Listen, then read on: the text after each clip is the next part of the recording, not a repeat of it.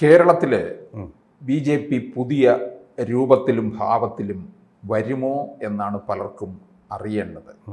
രാജീവ് ചന്ദ്രശേഖരൻ്റെ നായകത്വമാണ് ഇതിനകത്ത് കാരണമായി മാറാൻ പോകുന്നത്. അങ്ങനെ വരുമ്പോൾ 2026 പലരും ഭയക്കുന്നുണ്ട് കേരളത്തിൽ. ഏത് തരത്തിലുള്ള മുന്നേറ്റമായിരിക്കും രാജീവ് നടത്താൻ പോകുന്നത്? ഈ ഭയക്കുന്നത് എമ്പുരാൻ സിനിമ പോലെ ആവാതിരിക്കട്ടെ എന്നുള്ളൊരു മുഖവരയോടുകൂടി തുടങ്ങാം. വലിയ പ്രതീക്ഷകൾ എമ്പുരാൻ സിനിമ പോലെ നമുക്ക് അട്ടിമറിക്കപ്പെടാതിരിക്കട്ടെ. ഇവിടെ രാജീവ് ചന്ദ്രശേഖരൻ്റെ പാർട്ടിയുടെ കോർ കമ്മിറ്റി യോഗം ഇന്നലെ ഉണ്ടായിരുന്നു, തിരുവനന്തപുരത്ത് ചേർന്നു. അതിൽ പത്രസമ്മേളനം നടത്തിച്ചത് വളരെ പ്രധാനപ്പെട്ട ഒരു കാര്യമാണ്. ഇവരുടെ ദളിത് മോർച്ചയുടെ ഭാരവാഹിയായിട്ട് പ്രവർത്തിക്കുകയും മാവേലിക്കരയിലെ MP ആയിട്ട് കണ്ടസ്റ്റ് ചെയ്യുകയും ചെയ്ത സുധീറാണ് പത്രസമ്മേളനത്തിലെ കോർ കമ്മിറ്റി യോഗ തീരുമാനങ്ങൾ അറിയിച്ചത്. അതിൽ ഏറ്റവും പ്രധാനപ്പെട്ടത് ഒരു കാര്യം, നമ്മൾ ശ്രദ്ധിക്കേണ്ട കാര്യം, BJPയുടെ ശൈലിയിലൊരു മാറ്റം വരുന്നു എന്നുള്ളതിൻ്റെ തെളിവ്. വെറുതെ രാഷ്ട്രീയ കാര്യങ്ങൾ പറഞ്ഞ് അങ്ങോട്ടും ഇങ്ങോട്ടും ആരോപണമല്ല ഇത്.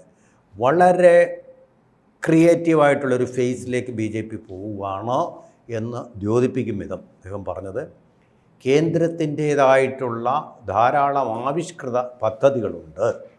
ആ പദ്ധതികളെക്കുറിച്ച് ജനങ്ങളെ ബോധവൽക്കരിക്കാനുള്ള ഒരു സംവിധാനവും കേരളത്തിലില്ല. ഇതുവരെ അങ്ങനെ നടന്നിട്ടില്ല. അതിലൊരു തിരുത്തൽ വരുത്തുകയാണ്. അത് പ്രധാനപ്പെട്ട കാര്യമാണ്. ആ കാര്യം നടപ്പാക്കുക എന്നുള്ളതിനാണ് ഇനി പ്രയോറിറ്റി കൊടുക്കുക. അതിനുവേണ്ടി ഞങ്ങൾ എല്ലാ മണ്ഡലങ്ങളിലും ഇറങ്ങി പ്രവർത്തിക്കും. ആദ്യത്തെ ചൂടുവെപ്പാണ്. ഇപ്പോൾ ഇവിടെ 2-3 കാര്യങ്ങൾ ഇതിനകത്ത് വരുന്നു പ്രസക്തമായിട്ട്. നമ്മുടെ നാട്ടിലെ പലരും നമ്മുടെ വീട്ടിൽ വന്നിട്ട് ഇങ്ങനെ പണം ചോദിച്ചു വരും. ഞാൻ അപ്പോൾ എന്തിനു വേണ്ടിയിട്ടാണ് പണം? അവർ പറയുന്നത് ആശുപത്രിയിൽ പോകാൻ പൈസയില്ല എന്ന് പറഞ്ഞാൽ അവർക്ക് ഈ ആയുഷ്മാൻ പദ്ധതിയെക്കുറിച്ച് യാതൊരു വിവരവുമില്ല. പിന്നെ വരുന്നത് വീട് വയ്ക്കാൻ പൈസ ഇല്ല, വീട് ആവാസ് യോജന അതിനെപ്പറ്റിയൊരു യാതൊരു വിവരവുമില്ല. അങ്ങനെ എന്തെല്ലാം ഇൻഷുറൻസ് തുടങ്ങാൻ മുദ്ര ലോൺ, അതുപോലെ തന്നെ ഈ നമ്മുടെ ഈ സ്ട്രീറ്റ് ഫുഡ് ഉണ്ടല്ലോ, തട്ടുകട എന്ന് പറയുന്നത്, അവർക്ക് വരെ പണമുണ്ട്, കൊടുക്കാനുള്ള പ്രൊവിഷനുണ്ട്. അതുപോലെ ഈ സ്കൂട്ടർ വർക്ക്ഷോപ്പിലൊക്കെ എങ്ങനെ ഒരു പുതിയ വർക്ക്ഷോപ്പ് തുടങ്ങണം എന്നുള്ളത് പലർക്കും അറിയില്ല. സ്കിൽ ഡെവലപ്മെൻറ്റ് സ്കീമിൽപ്പെട്ടവർക്ക് ഇത് പഠിക്കാം, പഠിച്ച് സ്വന്തമായിട്ട് വർക്ക്ഷോപ്പ് ഇടാനുള്ള സംവിധാനങ്ങൾ, കുട്ടികൾക്ക് പഠനത്തിന് സ്കോളർഷിപ്പ് ഉണ്ട്, അതുണ്ട്. അതുപോലെ തന്നെ എല്ലാ വയോജനങ്ങൾക്കും പ്രത്യേക നമ്പറിൽ വിളിച്ചാൽ അവർക്ക് വേണ്ടി സഹായം നൽകാൻ നിങ്ങൾ കേരളത്തിൽ നിന്ന് വിളിച്ചാൽ മലയാളത്തിൽ സംസാരിക്കും. ആ സംവിധാനം ഇതൊക്കെ പുറമെ നിങ്ങൾക്ക് എന്തെങ്കിലും പ്രശ്നമുണ്ടെങ്കിൽ അത് പരിഹരിക്കാൻ പ്രധാനമന്ത്രിയുടെ ഗ്രീവൻസ് സെല്ലിലേക്ക് നിങ്ങൾക്ക് നേരിട്ട് പോർട്ടലിലൂടെ ബന്ധപ്പെട്ട് ഞാൻ ബന്ധപ്പെട്ടിട്ടുള്ളതാണ്. ബന്ധപ്പെട്ട് അത് കിട്ടിക്കഴിഞ്ഞാൽ 3 ദിവസത്തിനകം നിങ്ങൾക്ക് അവിടുന്ന് ചോദ്യം വരും. നിങ്ങളുടെ പ്രശ്നം പരിഹരിച്ചോ എന്നുള്ള ചോദ്യം വരും. നിങ്ങൾ സംതൃപ്തനല്ല അതിലെങ്കിൽ വീണ്ടും നിങ്ങളുടെ ഭാഷയിൽ തന്നെ നിങ്ങൾ പറഞ്ഞാൽ മതി. ഇംഗ്ലീഷ് വേണ്ട, ഹിന്ദി വേണ്ട, നിങ്ങളുടെ ഭാഷയിൽ തന്നെ ആവർത്തിക്കാം. നിങ്ങളുടെ ഭാഷയിൽ തന്നെ അത് സംതൃപ്തനല്ലെങ്കിൽ അവർ ഫോളോ അപ്പ് ചെയ്യും. വളരെ സ്ട്രിക്റ്റായ നിർദ്ദേശം കൊടുത്തിരിക്കുക. ജനങ്ങൾ അവർ സംതൃപ്തരാകുന്നവരെ, ഇത് വലിയ പ്രയാസമുള്ളതാണ്. നമ്മളൊക്കെ പോയി കഴിഞ്ഞാൽ വല്ല ചുവപ്പ് നാടയും നീങ്ങുമോ? ഇത് പ്രധാനമന്ത്രിയുടെ ഓഫീസാണ്, നീങ്ങിയേ പറ്റൂ. നീങ്ങാത്തതും നീങ്ങും. അങ്ങനെ ഉള്ള പരിപാടികൾ ധാരാളമായിട്ടുണ്ട്. അപ്പോൾ ഇതൊക്കെ നമ്മൾക്ക് യാതൊരു ബന്ധവും ഉള്ളതല്ല, നമുക്ക് കിട്ടാൻ പോകുന്നതല്ല. നമ്മൾ നിസ്സഹായരാണെന്നൊരു ഭാവത്തിൽ കഴിയുകയാണ് നമ്മുടെ കുട്ടികൾ. അതുപോലെ തന്നെ പ്രധാനപ്പെട്ട മിടുക്കരായ കുട്ടികളുണ്ടെങ്കിൽ റെസിഡൻഷ്യൽ സ്കൂളിൽ ദളിതരായ വിദ്യാർത്ഥികളെ പാർപ്പിച്ച് അവർക്ക് വിദ്യാഭ്യാസം നടത്തി അവരെ ഒന്നാമന്മാരാക്കിയെടുക്കാനുള്ള സ്കീം. അതുപോലെ തന്നെ നിങ്ങൾക്ക് വായ്പ തന്ന് നിങ്ങൾ തൊഴിലില്ലാന്ന് ചോദിച്ചോളൂ.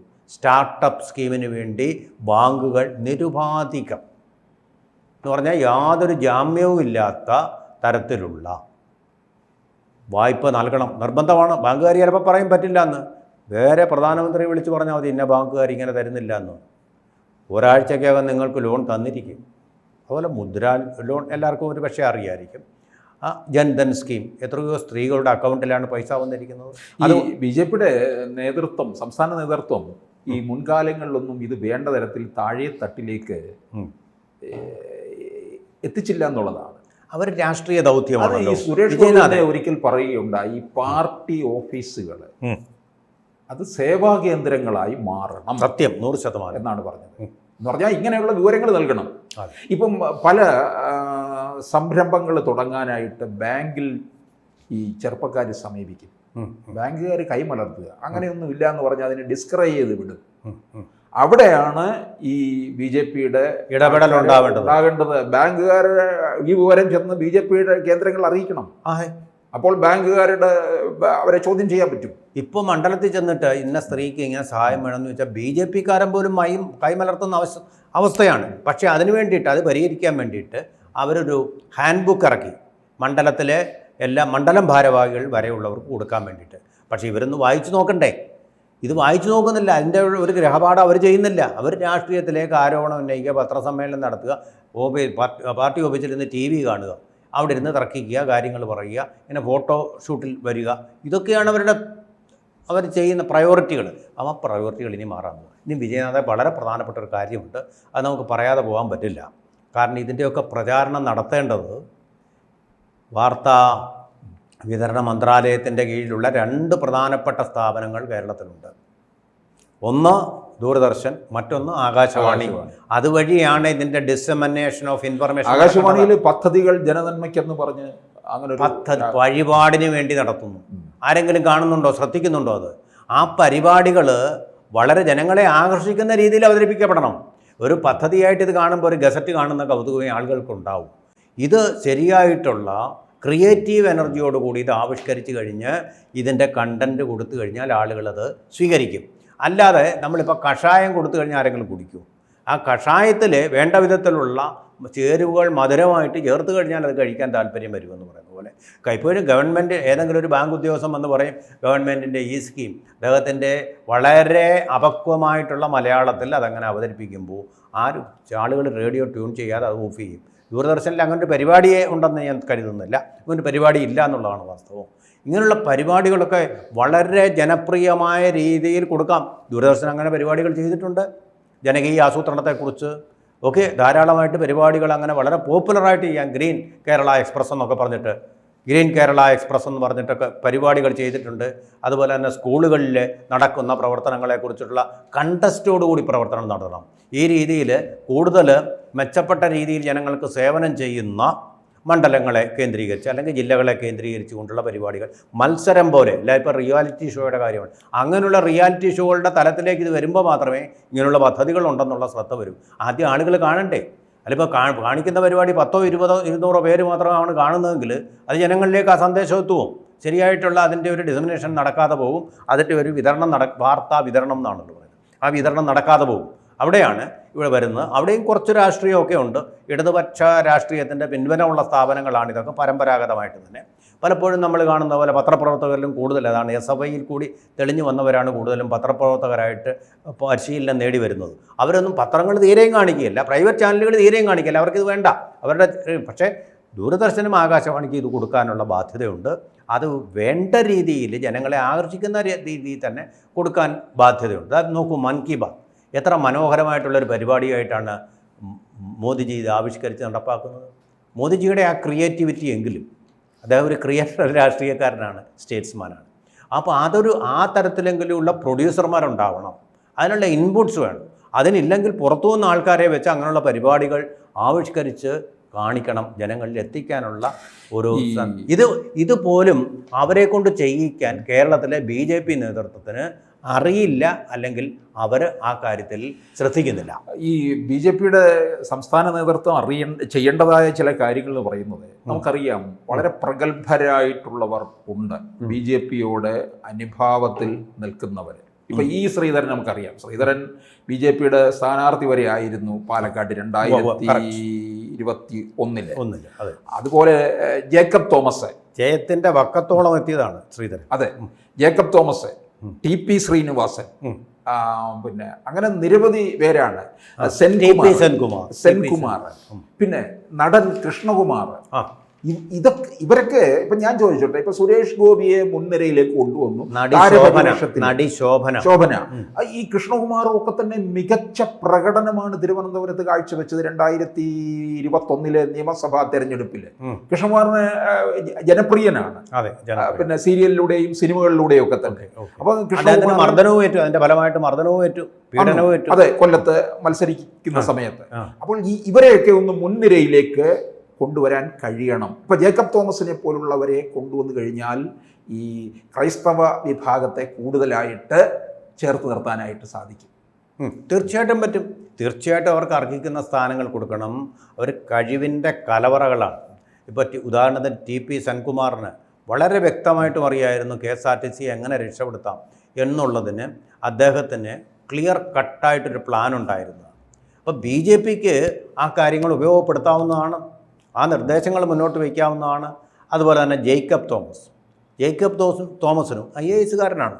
അദ്ദേഹത്തിൻ്റെ എക്സ്പീരിയൻസ് ഉപയോഗിച്ചുകൊണ്ട് കേരളത്തിന് വേണ്ടി ചെയ്യാൻ പറ്റുന്ന കാര്യങ്ങൾ എന്തൊക്കെയാണെന്നുള്ള ക്ലിയറായിട്ടുള്ള പിക്ചർ BJP പ്രവർത്തകർക്ക് കൊടുക്കാൻ പറ്റും. അത് വളരെ ആവശ്യമാണ്. കല്ല ചുമ്മാ വെറും രാഷ്ട്രീയം മാത്രമല്ല, നിങ്ങൾക്ക് എന്താണ് ഒരു ആൾട്ടർനേറ്റീവ് കൊടുക്കാൻ പറ്റുന്നത്. ഇപ്പോൾ നോക്കൂ, CPM തകർത്ത് തരിപ്പണമാക്കി. കേരളത്തിലെ ഭരണം, സാമ്പത്തിക രംഗം നാറാണക്കല്ല് വെച്ചു. പക്ഷേ കോൺഗ്രസ് ഉണ്ട് മറുഭാഗത്ത്. പക്ഷേ കോൺഗ്രസ് ഇതുവരെ പറഞ്ഞിട്ടുണ്ടെന്ന് ഞങ്ങളുടെ ആൾട്ടർനേറ്റീവ് ഇന്നതാണ്, ഞങ്ങളിത് കൊണ്ടുവരാൻ പോകുന്നത്. ആൾട്ടർനേറ്റീവ് ഇല്ല, അതുപോരാ. BJP അതിന് ആൾട്ടർനേറ്റീവ് കൊണ്ടുവരണം. നിങ്ങളുടെ ബദൽ പരിപാടി എന്താണ്? ഇതേ പരിപാടി തന്നെ ഇങ്ങനെ രാഷ്ട്രീയം പരസ്പരം വിഴുപ്പലക്കലാണെങ്കിൽ പിന്നെ എന്തിനാ മൂന്നാമതൊരു കക്ഷി പിണറായി തന്നെ ഇരിക്കട്ടെ എന്ന് ജനങ്ങൾ തീരുമാനിക്കും. അല്ല, ഞങ്ങൾക്ക് കേരളത്തിനെ ഈ കടക്കണിയിൽ നിന്ന്, ഇപ്പോൾ വിജയനാഥും ഞാനും ഒക്കെ 5 ലക്ഷം രൂപ വീതം തലയിൽ കടവും വെച്ചുകൊണ്ട് നടക്കുകയാണ് കേരളത്തിന് വേണ്ടിയിട്ട്. ആ കടത്തിൽ നിന്ന് നമ്മളെ എങ്ങനെ കരകയറ്റാൻ നിങ്ങളുടെ സ്കീം എന്താ? നിങ്ങളുടെ വിഭവ സമാഹരണത്തിൻ്റെ മാർഗം എന്താണ്? ഈ കാര്യങ്ങൾ വ്യക്തമാക്കാൻ പറ്റിയ ഒരു നയരേഖ ഈ കേരള സദസ്സെന്നും പറഞ്ഞൊക്കെ CPN ഒരുപാട് തവണ നടത്തിയിട്ടുണ്ടല്ലോ.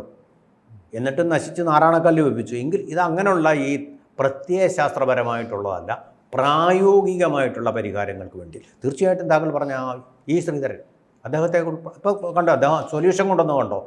റെയിലിന് സൊല്യൂഷനായിട്ട് സെമി ഹൈസ്പീഡ് റെയിൽ. അല്ല, ഈ പ്രായത്തിന്റെ പേരിലൊന്നും അദ്ദേഹത്തെ മാറ്റി നിർത്തണ്ട. അദ്ദേഹം മത്സര രംഗത്തൊന്നും വേണ്ട, പല കാര്യങ്ങളിലും മുമ്പോട്ട് വെക്കാൻ കഴിയും. ഇപ്പോൾ അദ്ദേഹം കേന്ദ്രത്തിന് സമർപ്പിച്ച പ്രധാനപ്പെട്ട ഒരു കാര്യമുണ്ട്. ചെങ്ങന്നൂരിൽ നിന്ന് പമ്പ വരെ ഒരു ആകാശപാത 50 മിനിറ്റ് കൊണ്ട് ചെങ്ങന്നൂരിൽ നിന്ന് പമ്പയിലേക്ക് എത്തുന്നു. കാനന ഭംഗി ആസ്വദിച്ചുകൊണ്ട് തന്നെ ഭക്തർക്ക് പമ്പയിലെത്താം. അതാണ് ശരിക്കും ശബരി പാത എന്ന് പറയുന്നത്. അല്ല, മറ്റൊരു പ്രധാനപ്പെട്ട സൊല്യൂഷൻ ഉണ്ട്. ഈ വസ്തു ഏറ്റെടുക്കുന്നതാണല്ലോ വലിയ വൈകാരിക പ്രശ്നമായിട്ട് മാറുന്നത്. ഒരു വസ്തു ആരുടെ ഏറ്റെടുക്കാതെ തൂണുകൾക്ക് മുകളിൽ മെട്രോ പോലെ പോകുന്ന റെയിൽ എത്രയോ, അതൊരു സൊല്യൂഷനാണ്. അത്ര പരിഹാരങ്ങൾ വരണം. TP ശ്രീനിവാസന് എന്തെല്ലാം കാര്യങ്ങൾക്ക് സൊല്യൂഷൻ ഉണ്ടാക്കാൻ പറ്റും. അദ്ദേഹമല്ലേ ആദ്യമായിട്ട് സ്വകാര്യ സർവകലാശാലയുടെ കാര്യം പറഞ്ഞ് അടിയേറ്റത്? ഒരു രക്തസാക്ഷിയല്ലേ അദ്ദേഹം, അല്ലെങ്കിൽ ഒരു ഇരയല്ലേ അദ്ദേഹം? അദ്ദേഹത്തിൻ്റെ ആൾട്ടർനേറ്റീവ് വിദ്യാഭ്യാസ രംഗം. അല്ല, എനിക്ക് തോന്നുന്നു രാജീവ് ചന്ദ്രശേഖർ ഇവരെല്ലാം മനസ്സിൽ കാണുന്നുണ്ട്. ഇവരെയൊക്കെ നല്ല രീതിയിൽ ഉപയോഗിക്കണം. ഓക്കെ, ആ നിലവാരത്തിലുള്ള ഒരു ദർശനത്തോടു കൂടിയ ആളാണ് ഇദ്ദേഹം. അവർ പറയുന്നത് ഇദ്ദേഹത്തിന് മനസ്സിലാവും. അല്ല, വെറും രാഷ്ട്രീയക്കാരൻ മാത്രമല്ല, ഇദ്ദേഹം ഒരു ടെക്നോക്രാറ്റും കൂടിയാണ്, ഒരു ഇൻഡസ്ട്രിയലിസ്റ്റാണ്, ഒരു ഓൺട്രപ്രന്യൂർഷിപ്പ് ഉള്ള ആളാണ്. അപ്പോൾ അതുകൊണ്ട് തീർച്ചയായിട്ടും കേരളത്തിന് ശുഭോദർക്കമായിട്ടൊരു ഭാവി സമ്മാനിക്കാൻ ഇവരുടെ എല്ലാം കൂടി അറിവിൻ്റെ സഞ്ചയം പര്യാപ്തമാവും. അതുപോലെ തന്നെ കേന്ദ്ര ഗവൺമെൻറ്റിൻ്റെ സ്കീംസ്, അതിനെക്കുറിച്ചുള്ള അറിവ് ജനങ്ങൾക്ക് എത്തിയാൽ അതിൻ്റെ പ്രയോജനം കിട്ടും കേരളത്തിന്. അതും തീർച്ചയായിട്ടും ചെയ്യേണ്ട കാര്യങ്ങൾ. രാഷ്ട്രീയത്തിനപ്പുറമുള്ള ഇത്തരം ഹ്യൂമൻ ഡെവലപ്മെൻറ്റ് ഇൻഡെക്സ് വർദ്ധിപ്പിക്കാനുള്ള ശ്രമങ്ങൾ തീർച്ചയായിട്ടും ഉണ്ടാവണം. അത് കേന്ദ്രത്തിൻ്റെ തന്നെയാണ് ക്രെഡിറ്റ് എന്നുള്ളത് അറിയിക്കുകയും വേണം. അതാണ് അതിൻ്റെ രാഷ്ട്രീയ വശം. കൂടുതൽ വാർത്തകളും വിശേഷങ്ങളും നിങ്ങളിലേക്ക് എത്താൻ ABC മലയാളം സബ്സ്ക്രൈബ് ചെയ്യുക, ബെൽ ബട്ടണും അമർത്തുക.